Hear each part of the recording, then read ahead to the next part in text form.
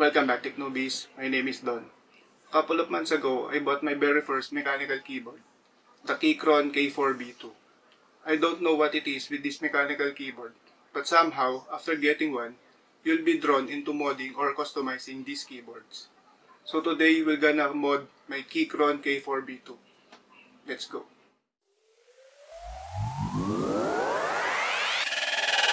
Tech Newbies.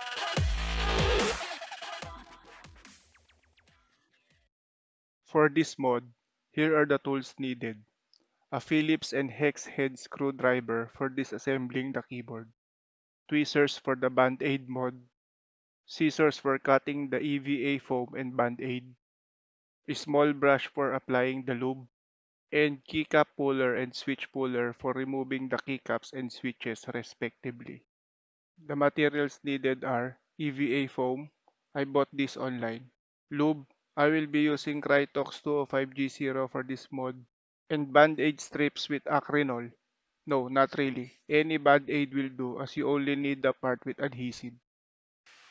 I'll also replace my keycaps with these PBT double shot keycaps I bought online. The package arrived in this brown box that's a bit banged up. Shout out to the logistics guys. Inside we have the first two of the three trays, the alphas and the numbers. And the last tray are the modifiers.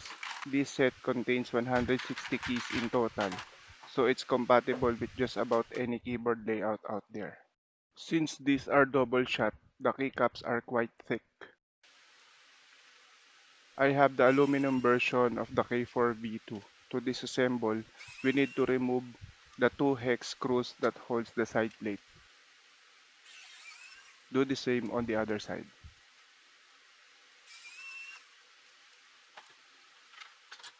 Then carefully slide out the top and bottom plates, one at a time.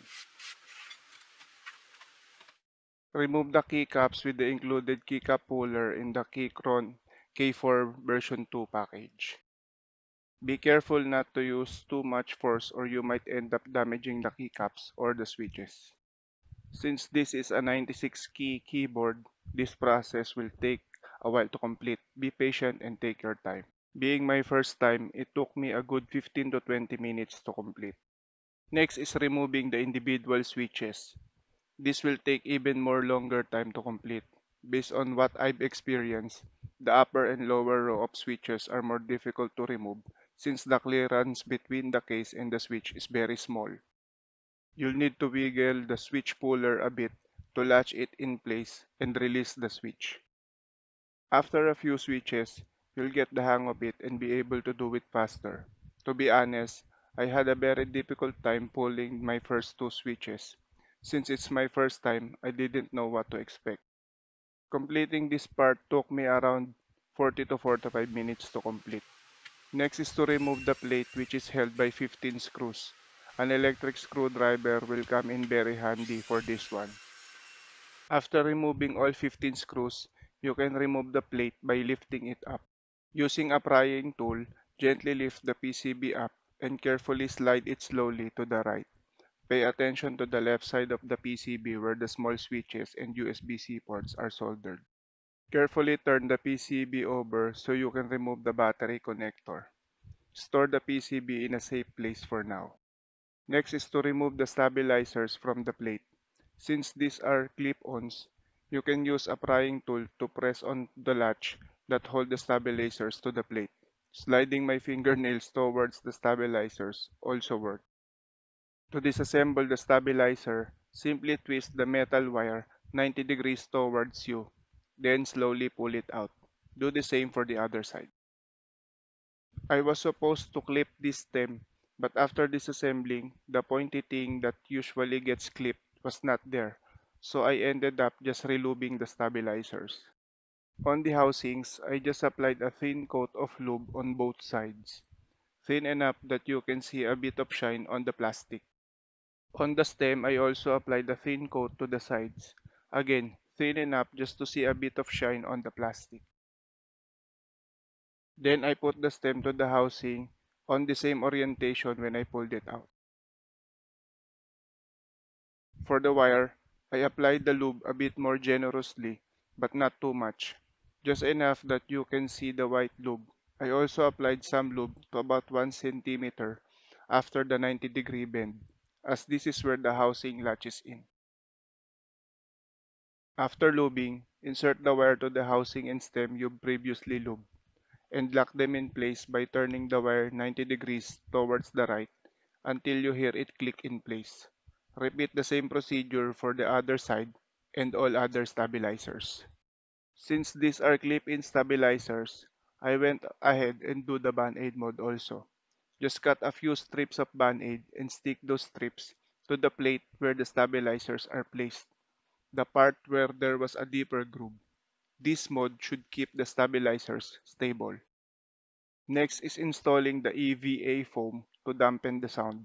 For this step, I just cut the EVA foam to the size of the case and press it onto the case, puncturing the screw holes through the standoffs. After completing a layer, I thought that there was still enough space to fill, so I installed another layer. This is how it looks after installing 2 layers of EVA foam. Next, I installed a few of the switches back just to line up the plate and the PCB in place before screwing them both to the case. Then I reconnected the battery to the PCB and placed the PCB back to the case, making sure that I slid the left side first where the switches are, and slowly laying the PCB flat to the case. After this, I did a quick power on test. I then fixed the plate and the PCB to the case with the 15 screws I removed earlier. It's time to reinstall the switches. Since this was my first time, I did it slowly, making sure that the pins are aligned to the PCB slots so as not to bend the pins. During this whole process, there were some switches that locked into place easily, while others require a bit of a slight push. I'm not sure if this is common. Some of these instances were nerve-wracking for me since I did not have any spare switches. After installing all the switches, I did one final test before installing the keycaps. I plugged the USB cable to the keyboard to see if everything is still okay. Now it's time to install the new keycaps. I used the layout card provided by Keychron. I'm not sure if it's just me, but one of the challenge I had with the K4v2 is finding the complete set of keycaps with one unit Alt, Control, FN, and 0 keys. I've only seen a few sets that's complete enough for this 96 keys layout. Even this keycap set that I am installing, the one unit 0 is of different color. After installing the keycaps, slide in the aluminum top and bottom plate. Place the side plate and secure it using the 2 hex screws you removed earlier. Do the same procedure for the other side and you are done. Here are the before and after sound tests.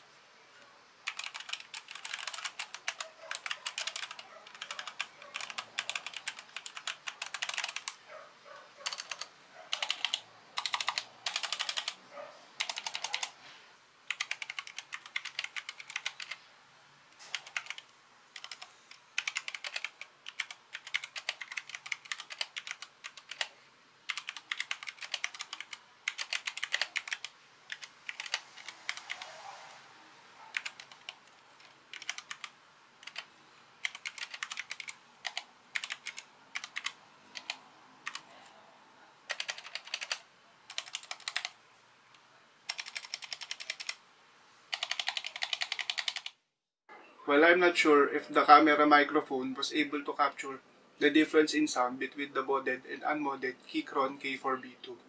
But personally, there's a bit of a change in sound. It is now more tackier.